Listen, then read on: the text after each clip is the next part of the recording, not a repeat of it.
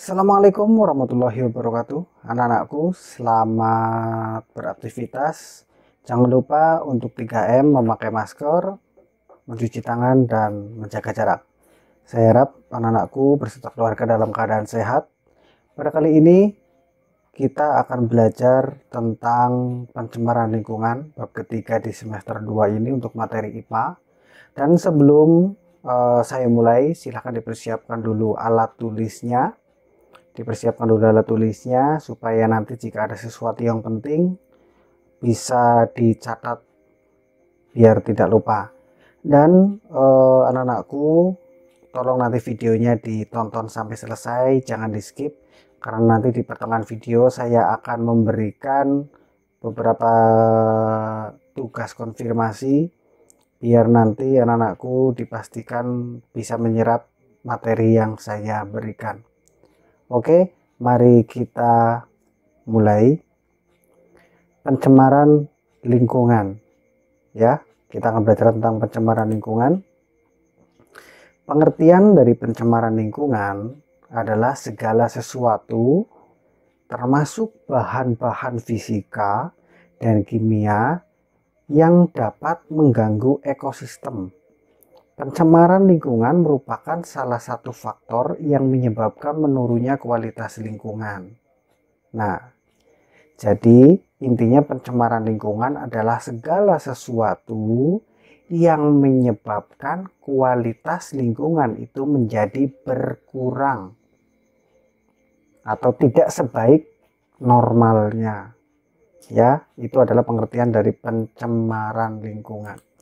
Terus kemudian kalau menurut undang-undang ini ya, menurut Undang-Undang Republik Indonesia nomor 23 tahun 1997, pencemaran lingkungan adalah masuknya atau dimasukkannya makhluk hidup, zat, energi, atau komponen lain ke dalam lingkungan oleh manusia sehingga kualitasnya turun dan menyebabkan lingkungan tidak sesuai peruntukannya. Jadi ini adalah pengertian pencemaran lingkungan berdasarkan undang-undang. Jadi segala sesuatu yang dimasukkan dimasukkannya makhluk hidup, zat, energi, atau komponen atau apapun yang ke dalam lingkungan oleh manusia. Jadi kalau ini penyebabnya adalah manusia, bedanya sama yang tadi. Ini adalah pengertian pencemaran lingkungan ya, nanti bisa dilihat slide-nya. Ini slide-nya bisa dilihat, pencemaran lingkungan yang disebabkan oleh manusia sehingga kualitas lingkungannya itu turun. Oke. Kita lanjutkan lagi penyebab adanya pencemaran. Pencemaran terjadi akibat kegiatan kumpulan manusia, yaitu populasi ya, dan faktor alam. Jadi pencemaran itu ada dua macam, yaitu akibat karena manusia dan akibat karena faktor alam.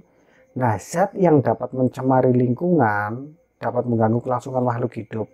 Zat itu disebut polutan. Jadi polutan itu penyebab dari pencemaran, itu namanya polutan. Kalau polusi itu kan peristiwa tercemarnya. Kalau penyebab pencemarnya atau zat yang bikin tercemar itu namanya polutan. Nah, polutan itu dapat berupa zat kimia, debu, suara, radiasi, dan panas. Ya, itu adalah penyebab adanya pencemaran. Kemudian selanjutnya ciri-ciri polutan. Ciri-ciri polutan adalah kadarnya melebihi di atas normal, berada pada waktu yang tidak tepat, berada pada tempat yang tidak semestinya. Itu adalah ciri-ciri dari polutan. Jadi misalkan zat apapun atau mungkin kegiatan atau peristiwa apapun, kalau misalkan melebihi batas normal, dia menjadi sebuah polutan. Nah, berada pada waktu yang tidak tepat itu juga bisa menjadi polutan. Berada pada tempat yang tidak semestinya juga bisa jadi polutan. Contohnya, misalkan kadarnya melebihi di atas normal, kita memakai sabun berlebihan, ini bisa jadi polutan. Berada pada waktu yang tidak tepat, ada orang belajar terus ada yang berisik, nah itu kan sebagai polutan juga. Berada pada tempat yang tidak semestinya, di masjid lagi azan terus kemudian kalian bernyanyi dan sebagainya, itu contoh tempat yang tidak semestinya. Manusia tidak dapat mencegah pencemaran akibat faktor alam, tetapi dapat mencegah pencemaran akibat kegiatannya manusia itu sendiri. Ini ada limbah, asap pembakaran hutan, minyak bumi, limbah nuklir, dan sebagainya. Jadi kalau pencemaran itu terjadi karena alam, kita tidak bisa mencegah, kita hanya bisa mengobati atau mengembalikan lagi atau membersihkan lagi. Tapi kalau kita bisa mencegah dari kegiatan-kegiatan yang dibuat oleh manusia, karena memang yang paling sering, yang paling banyak adalah polutan yang diakibatkan kegiatan manusia. Itu bisa dikurangi oleh manusia itu sendiri. Oke, dilanjutkan pengertian limbah ya. Perhatikan slide-nya. Limbah adalah sesuatu yang sudah tidak terpakai dalam kegiatan produksi ataupun kegiatan lain. Jadi mungkin anak-anakku sering mendengar kata limbah, namun belum tentu mengerti pengertiannya, walaupun maksudnya mungkin bisa paham. Jadi limbah itu intinya adalah segala sesuatu yang sudah tidak terpakai, itu namanya limbah. Ya, baik itu dalam kegiatan industri maupun kegiatan yang lain. Terus kemudian limbah rumah tangga. Limbah rumah tangga adalah limbah yang berasal dari kegiatan rumah, pasar, perkantoran, penginapan, puing-puing bahan bangunan, dan lain sebagainya. Di sini juga ada limbah rumah tangga yang berupa bahan organik, bahan yang bisa busuk, limbah anorganik, bahan yang tidak bisa busuk. Dan ada juga bahan atau limbah yang bahaya, dan juga ada limbah yang beracun. Contoh limbah yang berbahaya ya mungkin kaca, bahaya kan ya, kalau kena kaki bisa luka. Beracun, jadi misalnya limbahnya itu bisa beracun, misalnya zat kimia masuk ke dalam air, airnya diminum, itu beracun. Contoh kecil aja. Oke, itu limbah rumah tangga. Kemudian dilanjutkan limbah industri. Limbah industri ya segala sesuatu yang tidak terpakai lagi pada kegiatan industri itu. Contohnya misalkan di sini limbah industri, misalkan ada industri tepung tapioka. Nah, industri tepung tapioka kan menghasilkan limbah atau yang disebut itu kalau bahasa Jawanya itu blendrang kalau di daerah sini. Nah, sisa-sisa itu kalau misalkan dimasukkan ke sungai, itu ya akan menghambat atau mengurangi kualitas lingkungan sungai. Ya, akibatnya hewan-hewan yang ada di lingkungan sungai itu akan banyak punah atau tidak bisa bertahan hidup. Nah, jenis limbah yang berasal dari limbah industri ini ada limbah organik dan limbah anorganik ya, yang bisa busuk dan yang tidak bisa busuk. Ini ada banyak. Yang organik ya hasil industri tekstil, kertas. Kemudian anorganik itu buih, warna, mengandung asam belerang dan berbau menyengat. Itu ciri-ciri ya. Hasil industri baja, emas, cat, pupuk, organik, farmasi itu obat-obatan dan sebagainya. Itu jenis limbah yang berasal dari hasil industri. Terus kemudian limbah organik. Nah ini ya, limbah organik itu adalah limbah yang dapat diuraikan oleh mikroorganisme. Jadi segala sesuatu yang bisa diuraikan oleh mikroorganisme itu pasti dia bisa busuk. Kalau dia tidak bisa busuk, berarti benda tersebut itu tidak bisa diurai oleh mikroorganisme. Nah, contoh kalau limbah anorganik di sini ya, contoh limbah organik maksud saya adalah buah, sayuran, sisa makanan, kertas, kayu, dan daun. Itu adalah contoh limbah organik atau limbah yang bisa busuk. Contoh yang lain silahkan nanti kalian cari sendiri. Nah, limbah anorganik adalah limbah yang tidak bisa busuk. Contohnya kaca, plastik, besi, kaleng susu, kaleng cat, minyak wangi, dan sebagainya. Itu adalah contoh limbah yang tidak bisa busuk.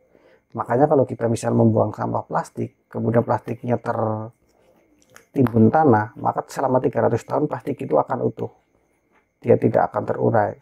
Makanya itu menjadi pencemaran juga buat tanah. Oke, selanjutnya yaitu limbah pertanian.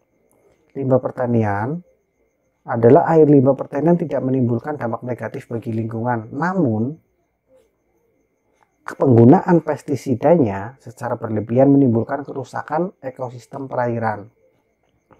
Jadi kalau misalkan ada orang untuk menggunakan pestisida, insektisida untuk memberantas hama, tapi pestisidanya itu masuk ke dalam aliran air, kok airnya itu akan beracun. Ya, itu limbah pertanian. Seperti pembasmi di slide, kegiatan pertanian menggunakan obat-obatan pembasmi hama seperti insektisida dan pupuk yang berlebihan. Nah, kalau misalkan air itu sudah tercemar, ciri-cirinya air yang sudah tercemar itu adalah tumbuhnya ganggang atau tumbuhnya alga. di situ. Airnya itu, permukaan airnya itu ditutupi alga. Jadi kalau semakin kotor airnya, maka ganggang yang ada di air itu akan semakin banyak atau semakin apa namanya rimbun, semakin banyak tanamannya. Itu ciri-ciri air itu kotor. Kalau airnya bersih, itu malah justru tidak ada tanaman ganggangnya. Itu bisa jadi patokan air itu tercemar apa tidak tercemar. Oke, terus kemudian pencemaran air. Nah, pencemaran itu ada banyak ya. Maksudnya ada beberapa komponen yang bisa tercemar. Yang pertama adalah air, yang kedua udara, yang ketiga tanah, yang keempat adalah suara. Kita bahas dulu yang pencemaran air. Pencemaran air adalah masuknya makhluk hidup, zat, energi atau komponen lain ke dalam air yang menyebabkan air tidak berfungsi dengan baik. Pencemaran air ini merupakan kondisi air dalam keadaan normal. Ya. Terus ciri-ciri air tercemar itu warna, bau, dan rasanya berubah, dan pH-nya berubah. pH-nya itu kurang dari 7 atau lebih dari 7. Itu ciri-ciri air yang tercemar. Jadi kalau air yang tercemar itu warnanya, air kalau masih bersih kan warnanya jernih. Kalau warnanya dia udah jadi coklat, hitam, berarti itu ciri-ciri air yang tercemar. Atau mungkin bau. Kalau air kan baunya seger ya. Tapi kalau misalkan itu bau menyengat, berarti airnya sudah tercemar. Rasanya itu juga ciri-cirinya air, rasanya kalau rasanya udah nggak enak atau tidak seperti rasa air seperti biasanya, dia berarti artinya udah tercemar. Dan pH kurang dari 7 atau lebih dari 7. Kurang dari 7 itu berarti airnya itu bersifat asam, lebih dari 7 itu airnya bersifat basa. Asam dan basa di semester sebelumnya sudah sepertinya udah dibahas ya. Oke, itu tentang pencemaran air. Kemudian komponen apa aja sih yang menyebabkan air itu menjadi tercemar? Pertama, komponen anorganik seperti logam berat berasal dari industri ya, tekstil, logam, percetakan, argokimia, itu bikin air itu tercemar. Terus kemudian kualitas air menentukan kehidupan perairan laut dan sungai. Apabila perairan tercemar, maka keseimbangan ekosistem di dalamnya juga akan terganggu. Jadi gini, air tercemar, salah satu indikatornya tadi adalah tumbuhnya ganggang ya. Kalau misalkan ganggang itu sudah memenuhi seluruh permukaan air, maka matahari itu tidak bisa masuk ke dalam air atau tidak bisa menembus air. Kalau matahari tidak bisa menembus air, maka ekosistem yang berada di dalam air itu akan kesulitan hidup, atau dia punah, atau mungkin mati, atau mungkin terseleksi oleh alam. Oke, itu komponen penyebab pencemaran air. Kemudian cara mengatasinya gimana? Jadi cara mengatasinya, pencemaran air pengolahan limbah bertujuan untuk menetralkan air dari bahan bakar tersubstansi. Ya.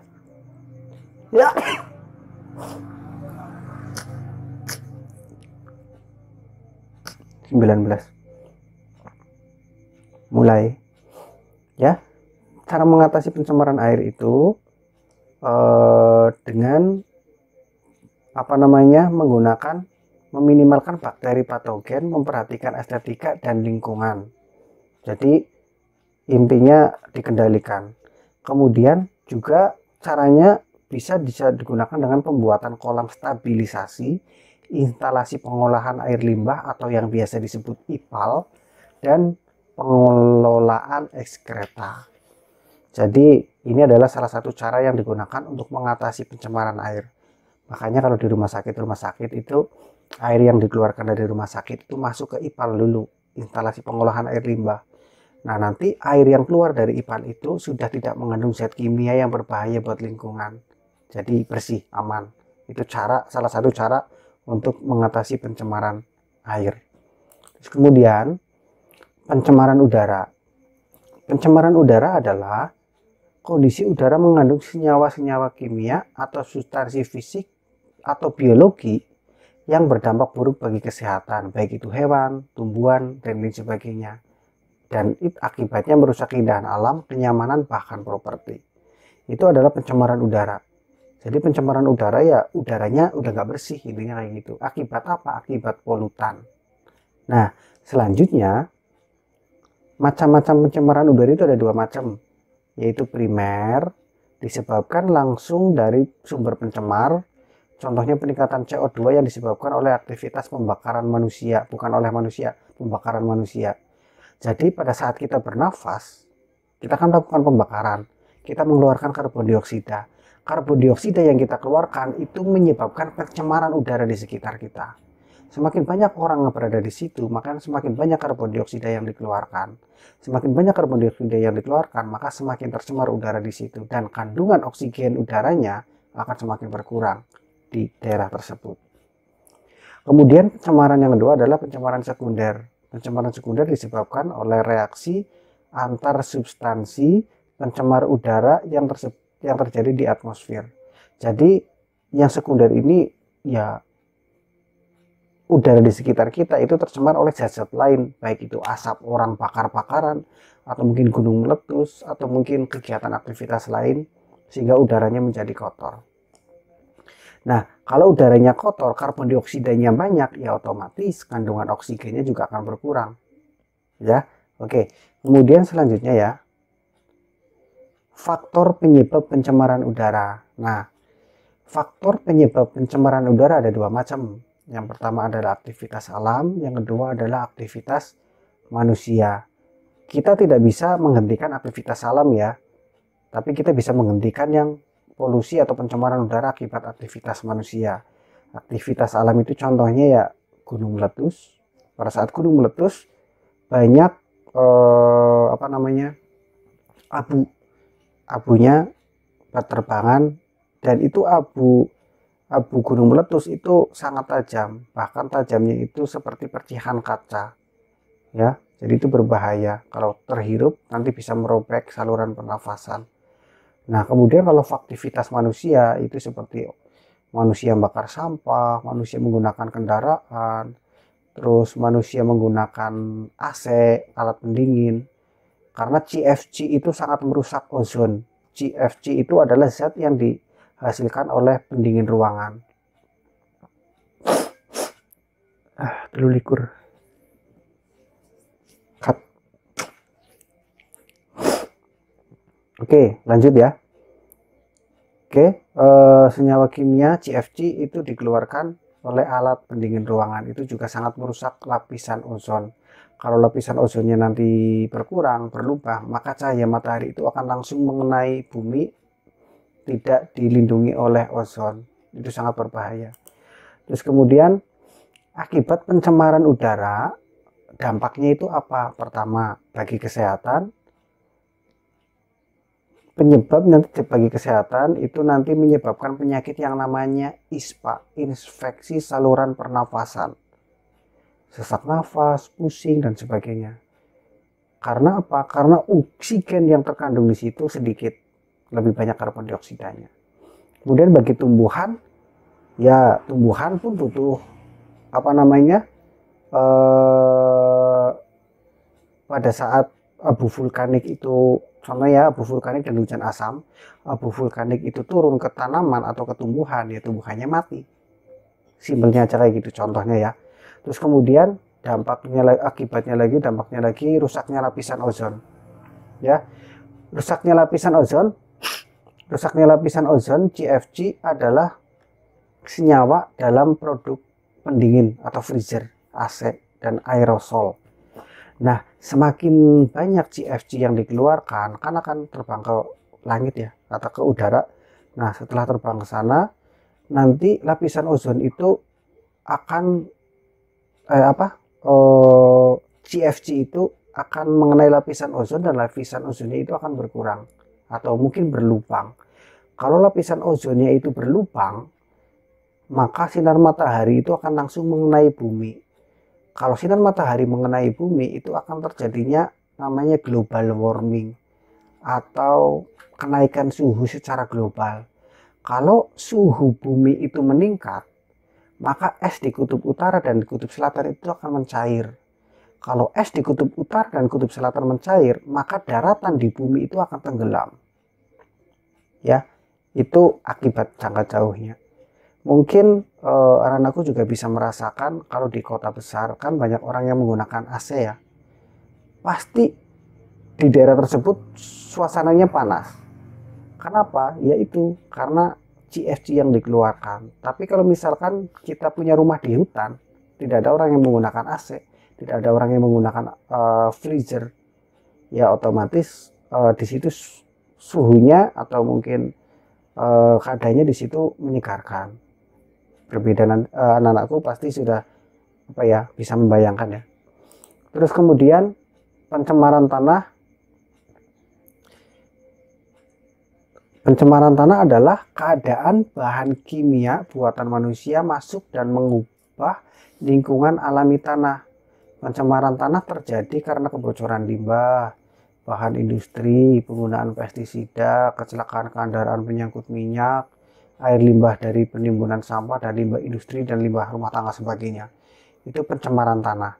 Bukan hanya tentang air aja yang tercemar, tapi bukan hanya tentang udara aja yang tercemar, tapi juga tanah juga bisa tercemar. Contohnya gini, kalian menggali tanah di hutan yang belum tercemar, mungkin yang isinya hanya akar, cacing, atau hewan-hewan yang ada di tanah.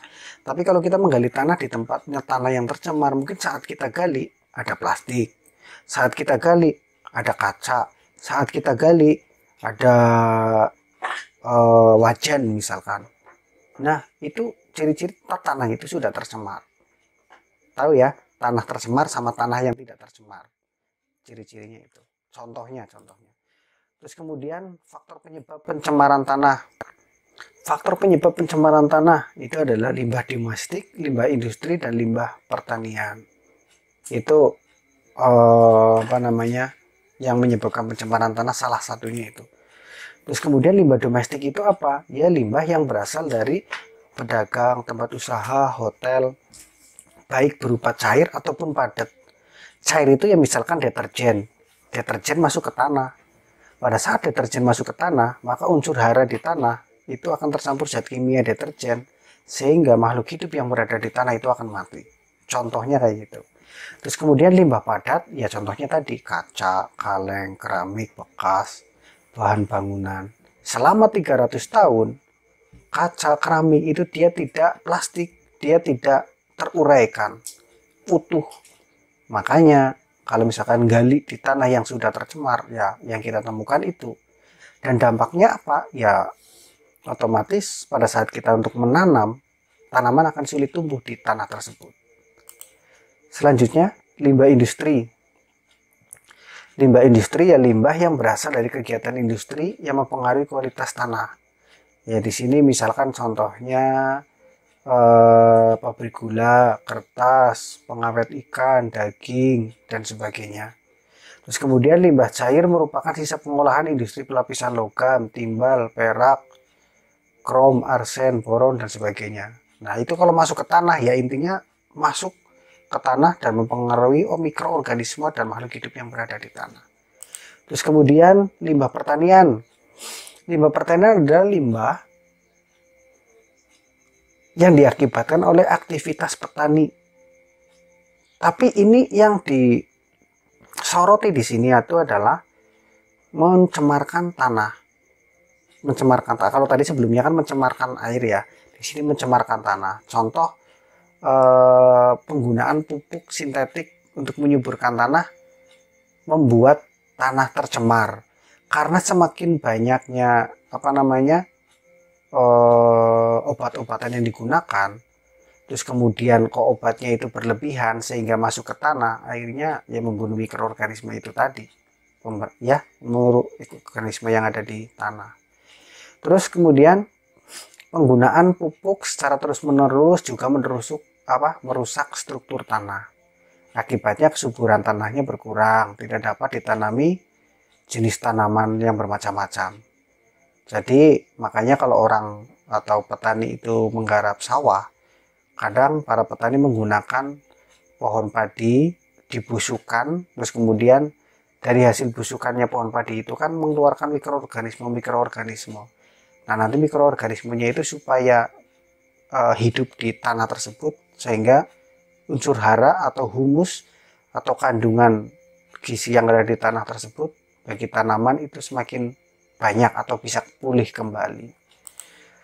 Kemudian dampak dari pencemaran tanah. Pencemaran tanah memberikan dampak terhadap ekosistem. Perubahan kimiawi tanah timbul dari bahan kimia beracun dan berbahaya. Perubahan ini menyebabkan perubahan metabolisme dari mikroorganisme endemik. Mikroorganisme endemik itu mikroorganisme yang tinggal di situ, di tempat tersebut. Akibatnya memusnahkan spesies primer rantai makanan, memberi akibat predator atau tingkatan lain, seperti di rantai makanan sebelumnya. Kalau misalkan tanahnya itu tercemar, si padi akan kesulitan tumbuh. Kalau padi itu kesulitan tumbuh, si tikus kesulitan makanan. Kalau si tikus kesulitan makanan, si ular kesulitan makanan, dan seterusnya. Itu akan mempengaruhi banyak tingkatan lain.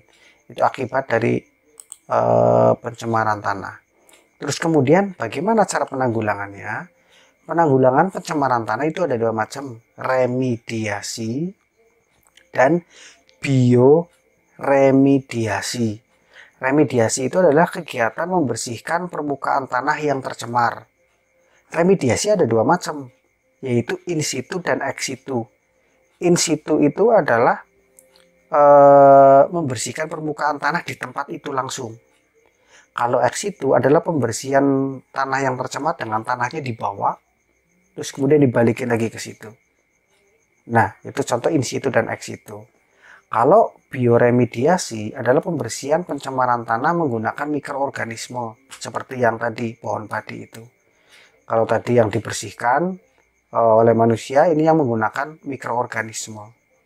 Ya, terus kemudian mikroorganisme makanya di sini berperan penting, yaitu seperti jamur, bakteri-bakteri dan lain sebagainya, itu sangat mempengaruhi kesuburan tanah.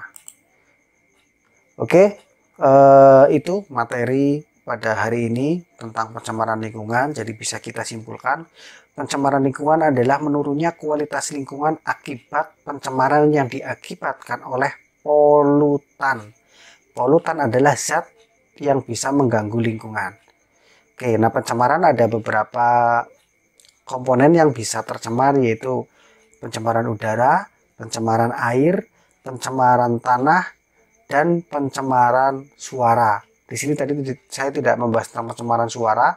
Jadi pencemaran suara itu misalnya gini, kalian lagi belajar di kelas, lagi mendengarkan pelajaran dari guru, kemudian ada suara bising.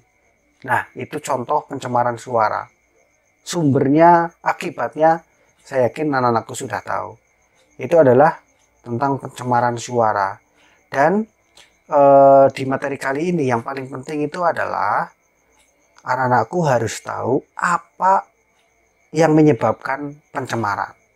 Kemudian yang kedua, apa dampak dari pencemaran itu.